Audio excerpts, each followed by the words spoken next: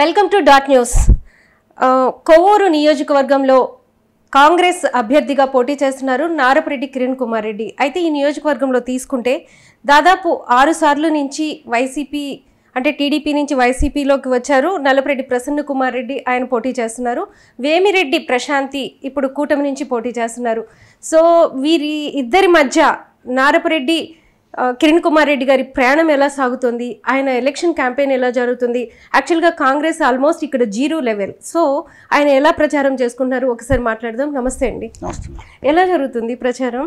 ప్రచారం ముమ్మరంగా చేస్తున్నామండి. ప్రజల్లో కూడా స్పందన, ఏదైతే కాంగ్రెస్ పార్టీ ఆ జెండా మళ్ళీ రెపరెపరాలుతుంటే ప్రజల్లో ముఖ్యంగా ఎస్సీ ఎస్టీ బీసీ మైనార్టీ వర్గాల్లో విశేషమైనటువంటి స్పందన కనిపిస్తుంది. ఖచ్చితంగా ఈ రాష్ట్రంలో మళ్ళీ కాంగ్రెస్ పార్టీ అధికారంలోకి వస్తుందనేటువంటి ఆశ మొదలైంది. అసలు అంటే 0 లెవెల్లో ఉంది, గ్రౌండ్ లెవెల్లో ఉంది. ఆల్మోస్ట్ ఆంధ్రప్రదేశ్ ప్రజలు కాంగ్రెస్ని మర్చిపోయారు, విస్మరించారు కూడా. ఎందుకు అంటే రాష్ట్ర విభజనతో. సో ఇప్పుడు మళ్ళీ దాన్ని పైకి తీసుకురావడానికి ఒక హోప్. లాస్ట్ ఎలక్షన్స్లో కూడా చూసాం మనం, డిపాజిట్స్ లేవు చాలా కాంగ్రెస్ అభ్యర్థులకి. సో ఇప్పుడు మళ్ళీ అంటే ఈ ప్రయాణం జస్ట్ ఒక దాన్ని రెపరెపలాడించడానికైనా లేకపోతే గెలవడానికి కూడా పోటీ పడుతున్నారా? స్పష్టంగా ఏంటంటే ఆంధ్రప్రదేశ్ విభజన గాయం అనేది ఇంకా ఆంధ్రుల హృదయాల్లో ఉంది అనే మాట వాస్తవం. ఎందుకంటే నిజాలు ఒప్పుకోవాలి, ఇంక్లూడింగ్ మై సెల్ఫ్.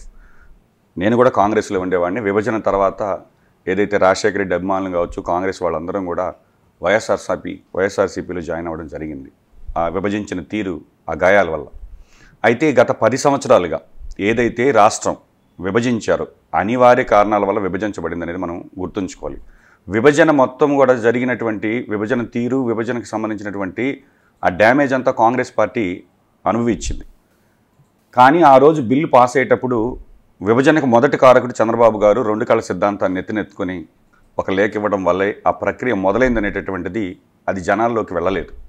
రెండో విషయం, ఏదైతే ఆ రోజు అధికారంలో ఉండేటటువంటి కాంగ్రెస్ పార్టీ, అదేవిధంగా అపోజిషన్లో ఉండేటటువంటి కేంద్రంలో బీజేపీ పార్టీ తెలంగాణ బిల్లు పెట్టమని కోరి దాన్ని మద్దతిచ్చి తెలంగాణ విభజన, ఆంధ్ర రాష్ట్ర విభజనకు సహకరించిన పార్టీలు బీజేపీ కూడా ఉంది ఇందులో.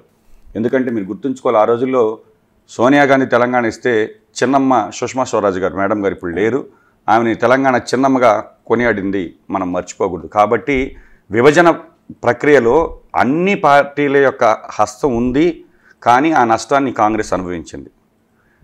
అయితే ఈ గడిచిన 10 ఏళ్ల కాలంలో అటు తెలుగుదేశం ప్రభుత్వం మొదటి 5 సంవత్సరాలు ఎన్డీఏ కూటమిలో ఉండి కూడా ఏదైతే ఆ రోజు కాంగ్రెస్ పార్టీ విభజించబడినటువంటి ఆంధ్రప్రదేశ్ యొక్క భవిష్యత్తుకి సంబంధించినటువంటి విభజన చట్టంలో ఉండేటటువంటి ఆంధ్రప్రదేశ్కి కల్పించినటువంటి హక్కుల్ని సాధించడంలో కూడా అటు చంద్రబాబు గారు కానీ, అదేవిధంగా ఇటు జగన్మోహన్ రెడ్డి గారు కానీ విఫలమయ్యారనేది ఈరోజు ఆంధ్ర ప్రజలకు అర్థమైంది.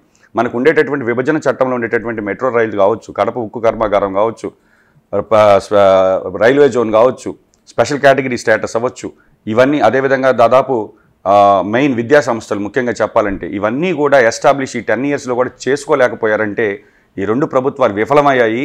మళ్ళీ ఈ రాష్ట్రం బాగుపడాలంటే రాహుల్ గాంధీ గారి నాయకత్వంలో ఇండియా కూటమిలో ఈ రాష్ట్రానికి 10 ఏళ్ల పాటు ప్రత్యేక హోదా ఇస్తాననేటువంటి గ్యారంటీతో రాజశేఖర రెడ్డి బిడ్డ, రాజశేఖర రెడ్డి నిజమైన వారసురాలు షర్మిల రెడ్డి గారు ఈరోజు కాంగ్రెస్ పార్టీ పగ్గాలు చేపట్టాక రాష్ట్రంలో కాంగ్రెస్ పార్టీ మళ్ళీ పునరుజ్జీవనం పోసుకుంటుందనేటటువంటి విశ్వాసం మాకుంది. కాంగ్రెస్ పార్టీతోనే మళ్ళీ ఈ రాష్ట్రం ఏదైతే నష్టం జరిగిందో ఆ నష్టాన్ని భర్తీ చేసే దానికోసం కాంగ్రెస్ పార్టీ మళ్ళీ నడుం బిగించిందనే విషయం ప్రజల్లోకి స్పష్టంగా వెళ్తుంది. అంటే ఈ 10 సంవత్సరాల్లో కాంగ్రెస్ నాయకులు ఎవరు కూడా బయటికి రాలేదు, అలానే మాట్లాడట్లేదు, జనంలోకి లేరు, జనాన్ని కలవడం లేదు. చాలా వరకు కూడా సీనియర్ లీడర్స్ అంతా కూడా వేరే పార్టీస్కి, టీడీపీకి కావచ్చు, వైఎస్ఆర్సీపీకి కావచ్చు డైవర్ట్ అయిపోయారు. సో ఇప్పుడు ఎలా భర్తీ చేసుకుంటారు? ఎందుకంటే ఆ గాయాలు ఇంకా మానలేదు, తర్వాత ఫెయిల్ అయ్యారు. ఎందుకు మా వల్ల మేలు జరుగుతుంది అని చెప్పుకోవడంలో కాంగ్రెస్ పార్టీ ఈ 10 సంవత్సరాల్లో ఫెయిల్ అయింది. మళ్ళీ ఎలా వస్తారు? ఎజెండాతో వస్తారు? ముఖ్యంగా విభజిత ఆంధ్రప్రదేశ్కి సంబంధించి ఆ రోజు ఏదైతే నరేంద్ర మోడీ గారు తిరుపతిలో అడ్డగోలుగా విభజించారు, బీజేపీ వస్తే మీ రాష్ట్రాన్ని ఉద్ధరిస్తామని హామీతో ఆ రోజు ఎన్డీఏ వెంట ఆంధ్ర ప్రజలందరూ కూడా వెళ్ళారు. దాని తర్వాత వాళ్ళు హామీలు అమలుపరచడంలో కానీ ప్రత్యేక హోదా విషయంలో ఫెయిల్ అయ్యారు. వైఎస్ఆర్ కాంగ్రెస్ పార్టీ ఒక్కటే ప్రత్యేక హోదా అనే ఎజెండాతో జనాల్లోకి వెళ్ళాడు 2019లో జగన్మోహన్ రెడ్డి గారు.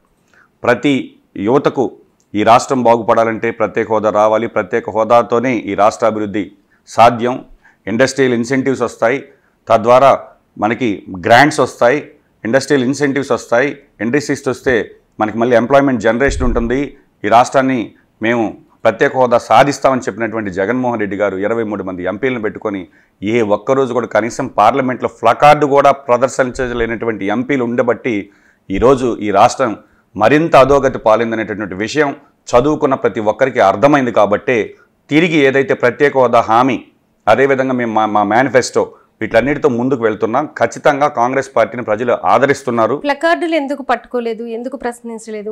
పార్లమెంట్లో చేసింది వైసీపీ పార్టీ, కాకపోతే బీజేపీకి సంపూర్ణమైన మద్దతు ఉంది కాబట్టి మనం ఏమీ చేయలేకపోతున్నాం అనేది జగన్మోహన్ అంటే రెడ్డి మీరు చెప్పేది ఒక బలవంతుడి ముందు బలహీనుడు ఎప్పుడు బలహీనుడిగానే ఉంటారా? పోరాడితే పోయేది బానిస సంఖ్యలు తప్ప మీరు పోరాటం చేయటం మానేశారు తప్ప, మీరు పోరాడి ఉంటే అది ప్రజలు అర్థం చేసుకుంటారు. వాళ్ళకి మెజారిటీ ఉంది కాబట్టి నువ్వు చేయాల్సిందేంటి?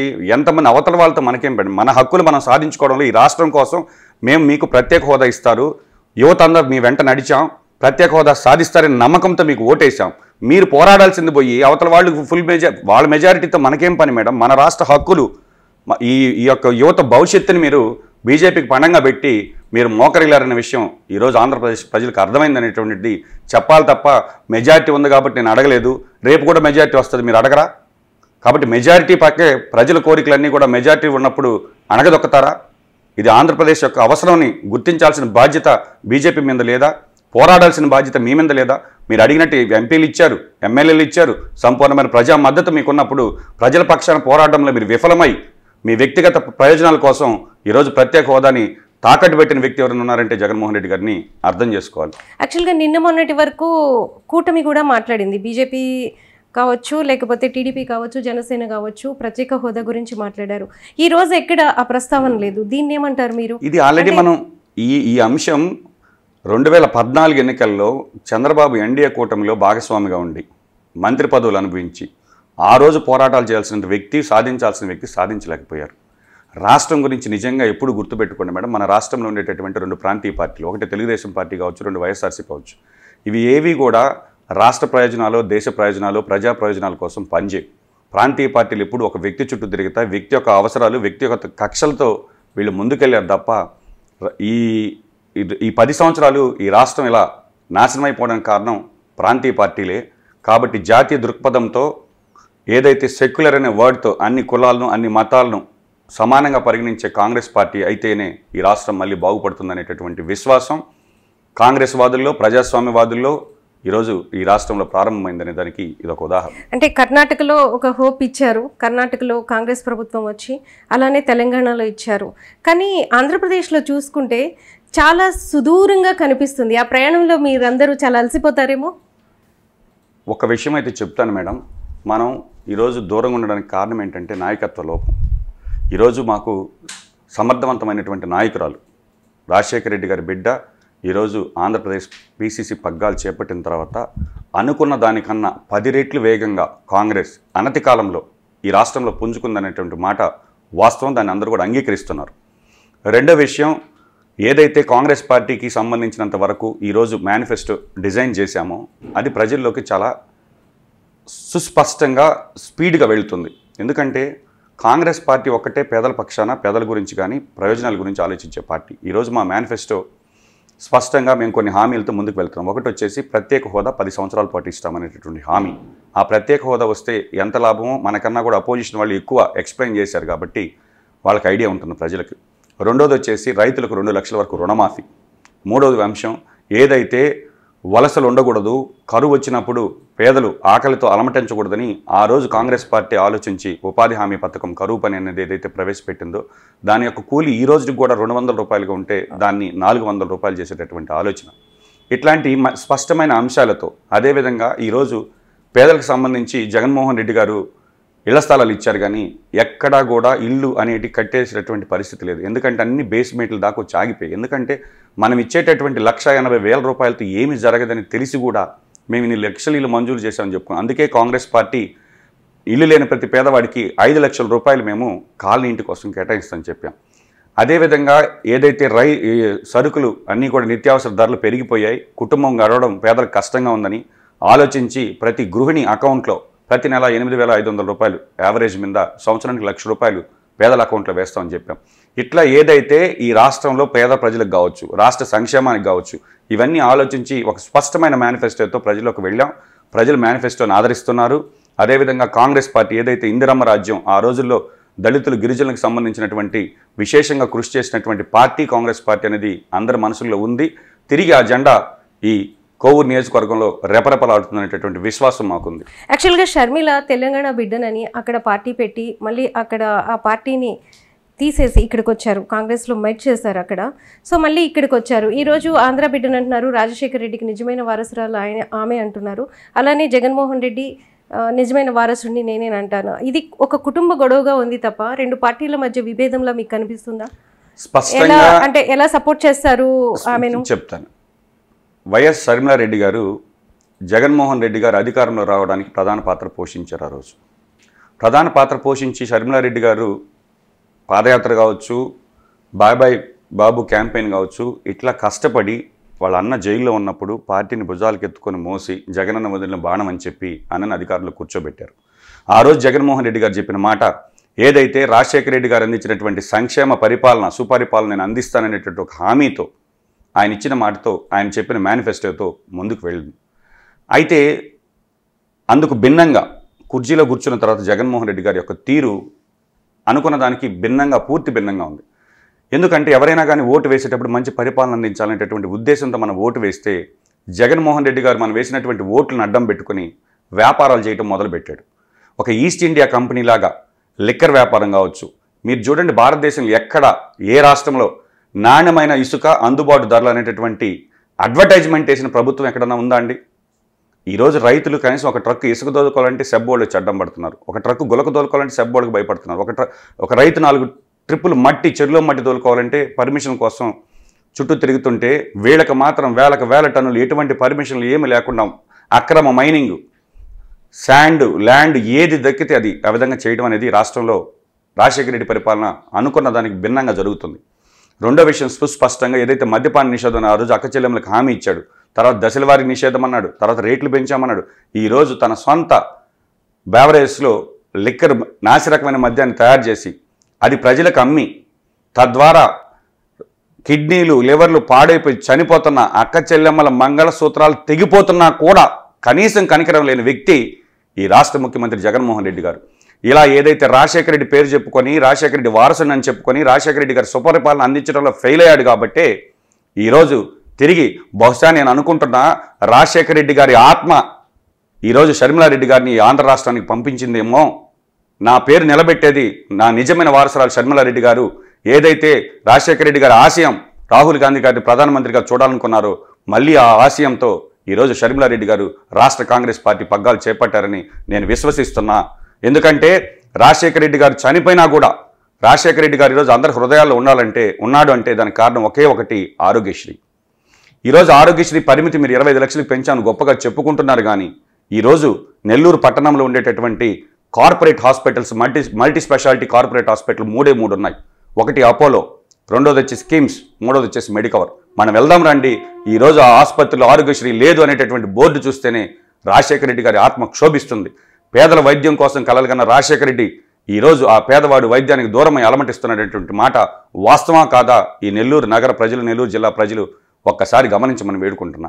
ఏదైతే రాజశేఖర రెడ్డి గారికి అంత పేరు తెచ్చిపెట్టిన ఆరోగ్యశ్రీని కూడా చంపేసిన మహానుభావుడు ఎవరంటే ఈరోజు జగన్మోహన్ రెడ్డి గారు. కాబట్టి నిజమైన వారసుడు ఎవరనేది ప్రజలు ఆలోచించాలని చెప్పి తెలియజేస్తున్నాం.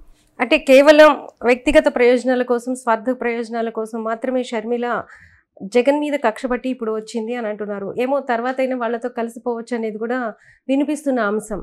సో ఇక్కడ మీరు ఆలోచించాల్సిన విషయం ఏమిటంటే షర్మిలారెడ్డి గారు కాంగ్రెస్ పార్టీలో చేరారు. కాంగ్రెస్ పార్టీ ఇది ఒక ప్రజాస్వామ్య పార్టీ. ఈరోజు షర్మిలారెడ్డి గారి నాయకత్వంలో మేము పనిచేస్తున్నాం. రేపు పొద్దున మేము కాంగ్రెస్ సిద్ధాంతం కోసం పనిచేస్తున్నాం తప్ప షర్మిలారెడ్డి గారి కోసం కాదు. కాంగ్రెస్ పార్టీ మేనిఫెస్టోని ఎత్తుకొని తిరుగుతున్నాం తప్ప షర్మిలారెడ్డి గారి యొక్క వ్యక్తిగతంగా ఒక ఇద్దరు అన్నా చెల్లెల మధ్య, అన్నదమ్ముల మధ్య ఉండేటటువంటి వివాదాన్ని పార్టీలకు ఆపాదించడం లేదు. ఈరోజు షర్మిలారెడ్డి గారు పూర్తిగా కాంగ్రెస్ పార్టీ ఏదైతే రాజశేఖర రెడ్డి గారు కలగన్న కాంగ్రెస్ పార్టీ, ఆమె ఏదైతే ఊహించుకునిందో, ఆమె ఏదైతే అన్నగారి కోసం ఆ రోజు ప్రచారం చేసేటప్పుడు ఈ రాష్ట్రం ఈ విధంగా ఉండాలని అనుకునిందో ఈరోజు ఆ విధంగా లేదు. కాబట్టి తిరిగి షర్మిలారెడ్డి గారు ఆంధ్రప్రదేశ్లో అడుగుపెట్టారు. కాంగ్రెస్ పార్టీ ఈరోజు ఆమె వెంట మీరు రాజశేఖర రెడ్డి గారిని ఓన్ చేసుకుంటున్నారు, వైఎస్ఆర్సీపీ ఓన్ చేసుకుంటుంది. సో ఇద్దరు ఆయన సిద్ధాంతాలని నిలబెడతామంటున్నారు.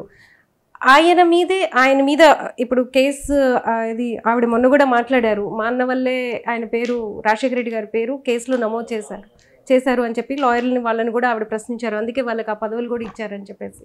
కానీ ఇక్కడ మనం చూసుకుంటే చాలామంది వైసీపీ కానీ లేకపోతే కామన్ పీపుల్లో కూడా షర్మిల అలా రావడాన్ని జీర్ణించుకోలేకుండా ఉన్నారు. విషయం ఏంటంటే షర్మిలారెడ్డి గారిని ఈ జీర్ణించుకోలేకపోవడానికి రాజశేఖర రెడ్డి గారిని బాధ పెట్టారు, అదే కాంగ్రెస్ లోకి మళ్ళీ స్పష్టంగా అడుగుతున్నాను మేడం. మన ఇంట్లో మన చెల్లెలు మనల్ని కాదని ఒక నిర్ణయం తీసుకుందంటే దాని యొక్క ఎవరి తప్పు వల్ల ఆ నిర్ణయం తీసుకుంటుంది. ఈరోజు ఏదైతే వాళ్ళైతే కొంగుబట్టి నాకు న్యాయం చేయమని అడుగుతున్నప్పుడు నీ సొంత చిన్నాన్న చనిపోయినటువంటి కేసుని ముఖ్యమంత్రి హోదాలోనే మీరు ఛేదించలేకపోతే, శిక్షలకు దోషపడేలా అలా చేయలేకపోతే ఈరోజు ఆ చెల్లెలు ఎందుకు బయటకు వచ్చింది అనే కారణం ప్రజలకు అర్థం కాదా? వేరియస్ రీజన్స్ వాళ్ళు చెప్తున్నారు, వీళ్ళు చెప్తున్నారు. దాన్ని జనం అంటే ఎక్కడంటే జగన్కి ఈమెకి మధ్య కంపేర్ చేస్తే ఆమె ఎలా రావడాన్ని జీర్ణించుకోలేకపోతున్నారు. కామన్ పీపుల్ కూడా అంటున్నారు ఎందుకు ఆమె ఎలా చేస్తుంది అని చెప్పేసి. దీన్ని ఎలా సమర్థించుకుంటుంది కాంగ్రెస్ పార్టీ? కాంగ్రెస్ పార్టీ సుస్పష్టంగా ఏదైతే షర్మిలారెడ్డి గారు కాంగ్రెస్ పార్టీ తిరిగి రాజశేఖర రెడ్డి ఆశయాలకు అనుగుణంగా పరిపాలన లేదు, నన్ను నమ్మండి, ఈ కాంగ్రెస్ పార్టీని మళ్ళీ అధికారంలో తీసుకొస్తానని ముందుకు వచ్చినప్పుడు మేము స్వాగతిస్తున్నాం. ఖచ్చితంగా ప్రజలకు సంబంధించినంత వరకు కొంత కన్ఫ్యూజన్ అన్నమాట వాస్తవమే.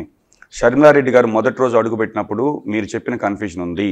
ఈరోజు న్యాయయాత్ర పేరుతో ప్రతి నియోజకవర్గంలో ఈ రాష్ట్రంలో జరిగేటటువంటి తీరుతెన్నులన్నీ కూడా వివరిస్తుంటే ఈరోజు జగన్మోహన్ రెడ్డి గారి కన్నా రాజశేఖర రెడ్డి గారిని వారసులు, నిజమైన వారసురాలు షర్మిల గారేమో అనేటటువంటి ప్రజలు విశ్వసించడం ప్రారంభించారు.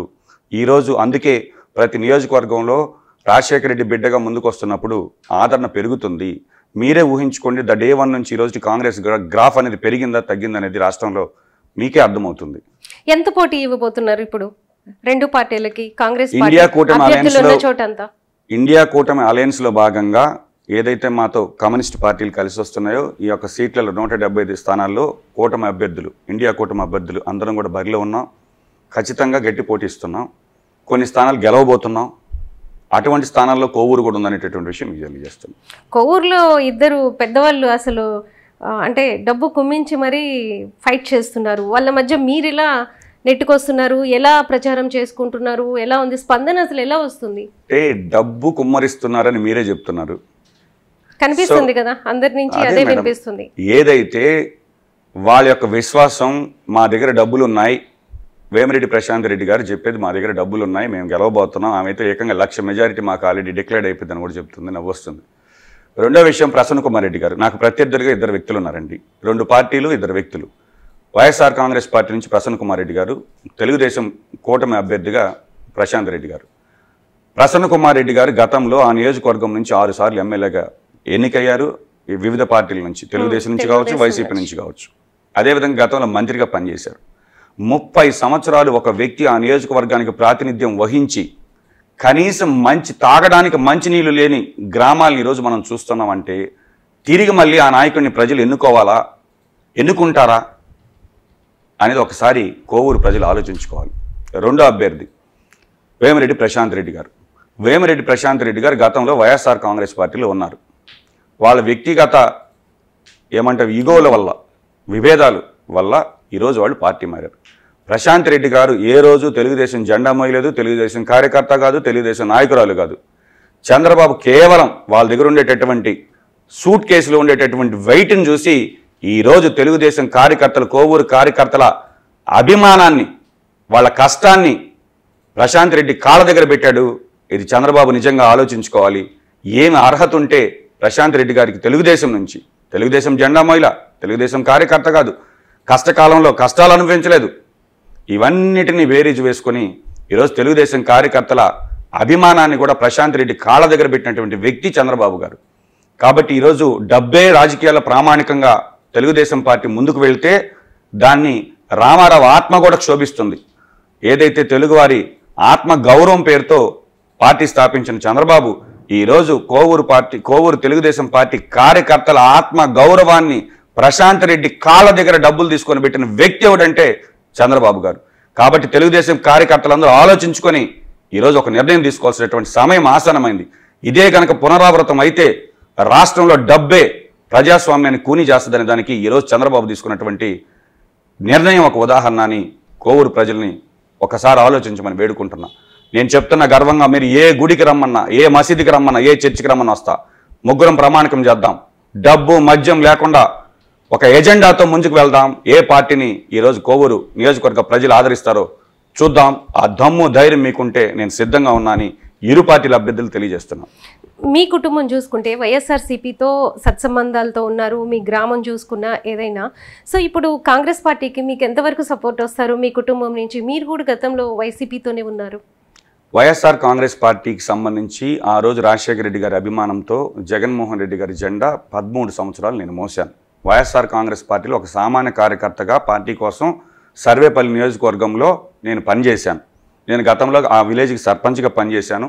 నేను సర్పంచ్ అయిన తర్వాత ఏదైతే ఈరోజు జగన్మోహన్ రెడ్డి గారు ప్రవేశపెట్టారో నాడు నేడు అని, అది నేను 2015లోనే అక్కంపేట ఏదైతే నేను చదువుకున్న బడిలో ఇంగ్లీష్ మీడియం ప్రారంభించి పిల్లలకి ఉచితంగా యూనిఫామ్, టక్కు టై, బెల్టు, దాంతోపాటు టై కూడా నేనే డిజైన్ చేసి, షూ అన్ని ఏర్పాట్లు చేసి, బుక్స్ కొనిచ్చి అది రేషనలైజేషన్లో మూతపడిపోతుంటే హైకోర్టుకు వెళ్ళి స్టే తెచ్చి 7వ తరగతి వరకు ఉన్న పాఠశాలను ఈరోజు జిల్లా పరిషత్ ఉన్నత పాఠశాల చేసి, ఇవన్నీ చేయడంలో ఆత్మసంతృప్తినిచ్చేటటువంటి విషయం ఏమిటంటే పేదవాళ్లకు ఈరోజు ఆ రోజు రాజశేఖర రెడ్డి గారు ఉన్నప్పుడు right to education act Congress party ఏదైతే నిర్బంధ విద్యా హక్కు చట్టం ద్వారా ఏదైతే ప్రాథమిక విద్య అనేది వాకబుల్ డిస్టెన్స్ అంటే పిల్లలు నడిచి వెళ్ళగలిగేటటువంటి పరిస్థితుల్లో 1వ తరగతి నుంచి 5వ తరగతి వరకు ప్రాథమిక పాఠశాలలు ఉండాలని కొన్ని వేల పాఠశాలలు ఆ రోజు రాజశేఖర రెడ్డి గారు ఎస్సీ, ఎస్టీ, గిరిజన కాలనీల్లో, తండాల్లో అన్నిటిలో ఏర్పాటు చేసి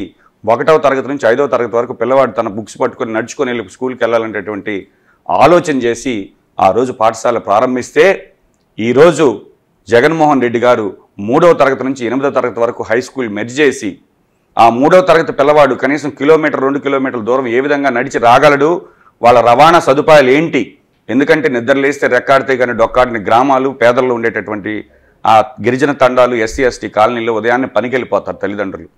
ఆ పిల్లలు ఉండింది తిని బుక్స్ పట్టుకొని స్కూల్కి వెళ్ళేటటువంటి పరిస్థితి. వాళ్ళు 2 కిలోమీటర్లు నడిచి రాగలరా? ఆ పిల్లల యొక్క జాగ్రత్తలు ఏంటి? ఇవేమీ ఆలోచించకుండా మెర్జ్ చేసేసి పాఠశాల విద్య, ప్రాథమిక విద్యా వ్యవస్థని పూర్తిగా నాశనం చేసేటటువంటి పరిస్థితి. నేను ఆలోచించి ఈరోజు ఆ హై స్కూల్కి వచ్చేటటువంటి పిల్లలకు రాష్ట్రంలో ఎక్కడ గవర్నమెంట్ స్కూల్కి బస్సు అనేది మీరు గమనించండి లేదు. నా ఆలోచన ఈరోజు రాష్ట్రం అంతా అక్కంపేట గ్రామం వైపు చూసిందంటే అది నా యొక్క ఆలోచన. అందుకే నేను విశ్వాసించి చెప్తున్నా, ఒక జెండా మోసిన కార్యకర్తగా, అది తెలుగుదేశం కావచ్చు, వైసీపీ కావచ్చు, ఏదైనా కానీ గ్రామ స్థాయిలో ఉండేటటువంటి నాయకుడికి ఉండేటటువంటి ఇబ్బందులు తెలిసిన వాడిని, ఒక పార్టీ కార్యకర్తగా పనిచేసిన వాడిని, కార్యకర్తల కష్టాలు తెలిసిన వాడిని, సర్పంచ్గా పనిచేశాను. కాబట్టి నన్ను ఒక్కసారి కోవూరు ప్రజలు ఆదరించండి. 5 ఏళ్లలో నియోజకవర్గంలో సమస్యలు లేని నియోజకవర్గం, ఘర్షణ వాతావరణం లేని నియోజకవర్గం, అక్రమ మైనింగ్ లేని నియోజకవర్గం, ప్రశాంతమైనటువంటి కోవూరుని నేను మీకు చూపిస్తానని మాటిస్తున్నాను. అంటే కోవూరు మొత్తం తిరుగుతున్నారు కదా, అంటే ఎలాంటి సమస్యలు ఎక్కువగా కనిపిస్తున్నాయి? ఇంకా ఇది చేస్తే ఈ నియోజకవర్గం బాగుపడుతుంది, ఇలాంటివన్నీ ఉంటాయి కదా, మీరు ఏం చేయాలనుకుంటున్నారు? కోవూరు నియోజకవర్గం పెన్నా నదికి అటువైపు ఇటువైపు ఉంటుంది, పెన్నా నది మధ్యలో ప్రవహిస్తుంటుంది. అయినా కూడా గుక్కెడు తాగునీటికి ఈరోజు ఇంకా ఇబ్బందులు పడుతున్నారు. ఒక రకంగా చెప్పాలంటే తీర ప్రాంత గ్రామాల్లో అయితే తాగేదానికి నీళ్లు లేవు, ఉప్పు నీరు. అటువంటి ఫస్ట్ ప్రధానమైనటువంటి సమస్య తాగునీటి సమస్య నాకు ముందు కనిపి, మిగతా రోడ్సు, డ్రైన్స్, అదేవిధంగా కనిగిరి రిజర్వాయర్ నుంచి వచ్చేటటువంటి ఈ కాలువలన్నీ కూడా ఆధునీకరణకు కానీ లైనింగ్ కానీ ఏ పనులు జరగల. రైతులు ఈరోజు సాగునీటికి సంబంధించి ఎన్నో ఇబ్బందులు ఎదుర్కొనేటటువంటి పరిస్థితి. ప్రధానంగా రైతులకు సంబంధించిన సాగునీటి సమస్య, ప్రజలకు సంబంధించినటువంటి త్రాగునీటి సమస్య, ఇవి రెండు ప్రధానంగా ముందు మనం యుద్ధ ప్రాతిపదికన చేయాల్సినటువంటి పనులుగా నేను గుర్తించాను. అటుపోతే ఇక కోవూరుకి సంబంధించి ఏదైతే షుగర్ ఫ్యాక్టరీని గత ప్రభుత్వంలో చంద్రబాబు గారు కావచ్చు, మొన్న జగన్మోహన్ రెడ్డి గారు కావచ్చు హామీ ఇచ్చి వదిలేశాడు. మూడవది వచ్చేసి ఏదైతే ఇఫ్కో సెజ్ ఆ రోజు మన్మోహన్ సింగ్ గవర్నమెంట్లో నాకు తెలిసి దాన్ని ల్యాండ్ ఎక్వైర్ చేశారు. ఆ సెజ్కి సంబంధించి ఎటువంటి ఇండస్ట్రీస్ రాకపోవడం, భూములు ఇచ్చిన రైతులకు పరిహారం కూడా సరిగా అందించకపోవడం, ఇట్లాంటివన్నీ ఉండి ఈ నియోజకవర్గం ఎంతో అభివృద్ధి చెందాల్సిన నియోజకవర్గం, డెల్టా నియోజకవర్గం అవి కూడా ఈరోజు ఇంకా ప్రజలు ఇబ్బందులు పడుతున్నారు. కోవూరు నియోజకవర్గం చాలా ప్రత్యేకమైన నియోజకవర్గం. అక్కడ మహానుభావులు పుచ్చలపల్లి సుందరయ్య గారు జన్మించిన గ్రామం ఉంది. పుచ్చలపల్లి సుందరయ్య గారి గురించి మీకు తెలిసే ఉంటుంది. ఆ రోజు కమ్యూనిస్ట్ సిద్ధాంతాలను, రెండో ప్రపంచ యుద్ధానంతరం కమ్యూనిస్టు సిద్ధాంతాలను ఎత్తుకెత్తుకొని కనీసం పెళ్లి చేసుకొని పిల్లల్ని కంటే పిల్లల మీద ఉండేటటువంటి మమకారంతో మనం ఎక్కడ అవినీతికి పాల్పడతామని పిల్లలు కూడా కనని మహానుభావుడు, ప్రజాసేవకు అంకితమైనటువంటి సుందరయ్య గారు జన్మించినటువంటి గ్రామం ఆ నియోజకవర్గం ఉంది. గతంలో జక్కా వెంకయ్య గారు కామ్రేడ్, ఆయన ఆ నియోజకవర్గానికి ఎమ్మెల్యేగా పనిచేస్తున్నారు. ఈరోజు కాంగ్రెస్ పార్టీ ఇండియా కూటమి అలయన్స్లో ఖచ్చితంగా కమ్యూనిస్టు ఓట్లు అక్కడ చాలా బలంగా ఉన్నాయి.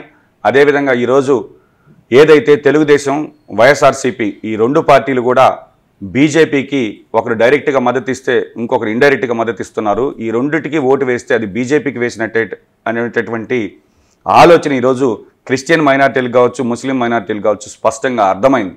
ఎందుకంటే ఈరోజు మణిపూర్ ఘటన కావచ్చు, అదేవిధంగా ముస్లిమ్స్కి సంబంధించి పౌరసత్వ బిల్లు కావచ్చు, వీటన్నిటి మీద మైనార్టీల్లో ఒక అభద్రతా భావం ఉంది. ఒక కాంగ్రెస్ పార్టీ అయితేనే మైనార్టీలు, ఇటు క్రిస్టియన్స్ని కానీ అటు ముస్లిమ్స్ కానీ హక్కును చేర్చుకుంటాయి. ఈ రాష్ట్రం, ఈ దేశం సుభిక్షంగా అందరూ కలిసిమెలిసి సంతోషంగా సెక్యులర్ కంట్రీగా, సెక్యులర్ రాష్ట్రంగా ఉండాలంటే కాంగ్రెస్ పార్టీకి ఓటేయాలని అక్కడ ప్రజలు ఒక నిర్ణయం ఆల్రెడీ తీసుకున్నారు. కాబట్టి ఖచ్చితంగా కోవూరులో కాంగ్రెస్ పార్టీ గెలవబోతుంది. సో మీరు అంటే సిటీకి ట్రై చేశారు, లాస్ట్ మినిట్లో ఈ సీటు మీకు ఇచ్చారు కాంగ్రెస్ పార్టీ. సో దాని ఇంపాక్ట్ ఎంతవరకు ఉంటుంది? అంటే మీరు ఎక్కువ నియోజకవర్గం తిరగలేకపోవచ్చు, మీరు సిటీ మీద హోప్ పెట్టుకున్నారు కాబట్టి అక్కడ వర్క్స్ ఎక్కువ చేసి ఉండొచ్చు. ఇదంతా ఎంతవరకు ప్రభావితం చేస్తుందంటారు? నేను మొట్టమొదటిగా జిల్లా హెడ్ క్వార్టర్స్లో సిటీలో కాంగ్రెస్ పార్టీ నియోజకవర్గ అభ్యర్థిగా ప్రయత్నించిన మాట వాస్తవం. నేను ఆ రోజు షర్మిలారెడ్డి గారు కూడా చెప్పాను స్పష్టంగా, సిటీలో కాంగ్రెస్ ఓట్స్ ఉన్నాయి.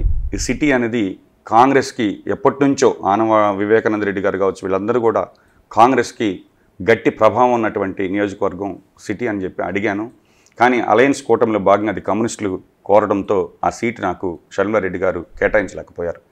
కేటాయించలేకపోయిన తర్వాత ఇదే విధంగా ఏదైతే కమ్యూనిస్టు ప్రభావం ఉండేటటువంటి కోవూరు నియోజకవర్గానికి నన్ను అభ్యర్థిగా ఆమె ఎంపిక చేసినప్పుడు సమయాభావం వల్ల ఈ ఏదైతే చర్చల్లో కొంత ప్రకటన ఆలస్యమైనప్పటికీ కోవూరు ప్రజలందరికీ ఈరోజు కాంగ్రెస్ పార్టీ అభ్యర్థి ఎవరు, ఎంత బలంగా తిరుగుతున్నాడు అనేటటువంటి విషయం అర్థమైంది. నేను టికెట్ కేటాయించిన రోజే నేను ప్రారంభించాను, ఈ క్యాంపెయినింగ్ అనేది ప్రారంభించాను. అదేవిధంగా నేను వ్యక్తిగతంగా అన్ని గ్రామాలకి వెళ్ళలేకపోయినప్పటికీ, అదేవిధంగా నాకన్నా సీనియర్ నాయకులు కాంగ్రెస్ అభిమానులు చాలామంది ఆ నియోజకవర్గంలో ఉన్నారు, వాళ్ళని కూడా కలవలేకపోయినప్పటికీ కూడా నేను అందరినీ అభ్యర్థిస్తున్నా. నా కార్యకర్తలు, కాంగ్రెస్ పార్టీ కార్యకర్తలు ప్రతి ఇంటికి కాంగ్రెస్ పార్టీ మేనిఫెస్టో కావచ్చు, అదేవిధంగా ఎంపీ అభ్యర్థి గారి గ్యారంటీ కార్డు కావచ్చు, ఇవన్నీ కూడా తీసుకొని తిరగడం జరుగుతుంది. ఈరోజు కోవూరు ప్రజలను ఒకటే కోరుతున్నా, మీరు నన్ను ఆశీర్వదించండి, ఆదరించండి. ఖచ్చితంగా ప్రతి గడపకి, ప్రతి గ్రామానికి సమయాభావం వాళ్ళు ఇప్పుడు రాలేకపోయినప్పటికీ ఖచ్చితంగా వస్తాననేటువంటి మాట ఇస్తున్నా. రెండో విషయం ఏంటంటే, ఈరోజు కాంగ్రెస్ పార్టీకి సంబంధించి ఇద్దరు బలమైన విజయసాయి రెడ్డి, వేమిరెడ్డి ప్రభాకర్ రెడ్డి లాంటి జనరల్ కేటగిరీ రెడ్డి సామాజిక వర్గ అభ్యర్థులు పోటీ పడుతున్నప్పటికీ ఈరోజు ఒక దళితుడైనటువంటి కె రాజు గారిని ఎంపీ అభ్యర్థిగా ఢిల్లీ అధిష్టానం ఢిల్లీ నుంచి నెల్లూరుకు పంపిందంటేనే కాంగ్రెస్ పార్టీ యొక్క ఆలోచన మిమ్మల్ని గమనించమంటున్నాం. కె రాజు గారు ఈ జిల్లాలో 1988 నుంచి 4 సంవత్సరాల పాటు కలెక్టర్గా పనిచేశారు.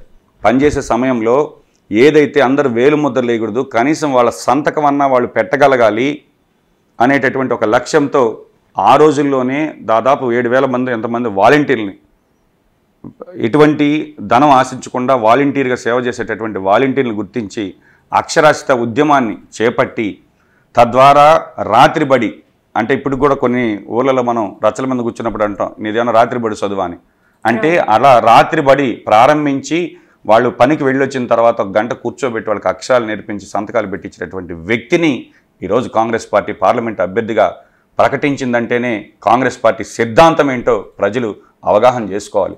ఎందుకంటే ప్రాంతీయ పార్టీలు ఎప్పుడు కూడా వ్యక్తిగత ప్రయోజనాల కోసమో, వాళ్ళ స్వప్రయోజనాల కోసమో ఈ రాష్ట్ర అవసరాలను తాకట్టు పెడతాయి తప్ప బడుగు బలహీన వర్గాల గురించి కానీ, రాష్ట్రం గురించి కానీ, దేశం గురించి కానీ, మైనార్టీల గురించి కానీ, యువత గురించి కానీ, మహిళల గురించి కానీ ఎన్ని ఆలోచించే పార్టీ ఒకటే కాంగ్రెస్ పార్టీ అనేది ఈరోజు ప్రజలు విశ్వసిస్తున్నారు. అధికార పార్టీ కానీ ప్రతిపక్షంలో ఉన్న పార్టీ కానీ రెండూ కూడా కాంగ్రెస్ పార్టీని ఓట్లు చీల్చే పార్టీగా, అంటే ఎవరికి వాళ్ళు అన్వయించుకుంటున్నారు. టీడీపీ ఓట్లు చీలుస్తుంది కాంగ్రెస్ పార్టీ అని, ఇటు వైఎస్ఆర్సీపీ ఓట్లు చీలుస్తుంది కాంగ్రెస్ పార్టీ అని టీడీపీ ఇలా భావిస్తున్నారు.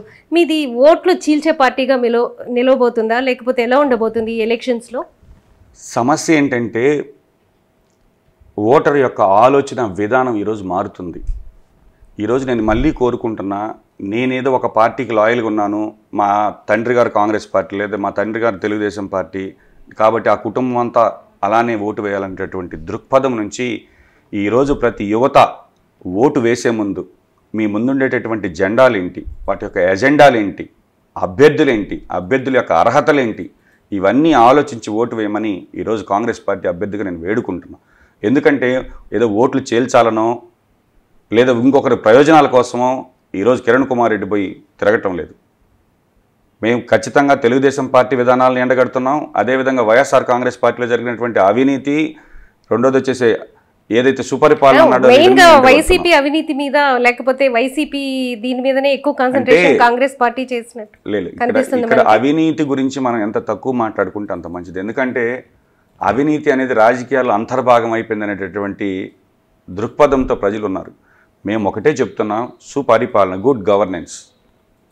ఓట్లు వేసేది మంచి పరిపాలన చేయడానికి తప్ప మీ ఓట్లను అడ్డం పెట్టుకొని మేము ఏదో మద్యం వ్యాపారమో లేదా ఇసుక వ్యాపారమో లేదా ఫిష్ ఆంధ్ర పేరుతో చేపల వ్యాపారం చేసుకోమని మధ్యాహ్నం ఈస్ట్ ఇండియా కంపెనీ కాదు కదా వ్యాపారాలు చేయడానికి.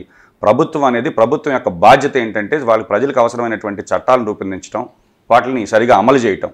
అంతే తప్ప ఈరోజు ఈ రాష్ట్రంలో చూస్తే యూరియా చూస్తే నేనే అమ్మాలంటాడు, పురుగు మందులు చూస్తే నేనే అమ్మాలంటాడు, ఇసుక చూస్తే నాణ్యమైన ఇసుక అందుబాటు ధరలకు అంటాడు. రేపొద్దు నేను అడుగుతున్న జగన్మోహన్ రెడ్డి గారిని, మీ మేనిఫెస్టోలో ఈరోజైనా ఇసుక రేటు మేము వచ్చే 5 సంవత్సరాలు పెంచము, లేదా చీప్ లిక్కర్ రేటు మేము 500 రూపాయలు చేయము అనేటటువంటి ఏమైనా మేనిఫెస్టో గ్యారెంటీ ధరన ప్రకటిస్తాడేమో అని నేను అనుకున్నా. బహుశా నేను అనుకుంటున్నా రేపొద్దున మళ్ళీ వైఎస్ఆర్ కాంగ్రెస్ పార్టీ కనుక గెలిస్తే ఈరోజు ఉండే ట్రక్ ఇసుక ఇంకొకరంతా నాణ్యంగా దాన్ని ఏమైనా పాలిష్ చేస్తాడు కూడా నాకు తెలీదు. నాణ్యమైన ఇసుకని ట్రక్కు 50,000 రూపాయలు అమ్ముతాడు, చీప్ లిక్కర్ని ఇంకొంచెం నాసిరకంగా తయారు చేసి 500 రూపాయలు అమ్మినా కూడా ఆశ్చర్యపోబడలే, అడిగేవాళ్ళు కూడా లేరు ఈ రాష్ట్రంలో. కనీసం ఓట్లు వేయించుకున్న ఎమ్మెల్యేలు కూడా ఇది ఏం పరిపాలన జగన్మోహన్ రెడ్డి గారిని అడిగేటటువంటి స్థితిలో లేరంటే వీళ్ళనా మళ్ళీ మనం గెలిపించాలని ఒకసారి రాష్ట్ర ప్రజలను ఆలోచించమని వేడుకుంటున్నాం. థ్యాంక్ యూ సో మచ్ అండి, చాలా విషయాలు చెప్పారు.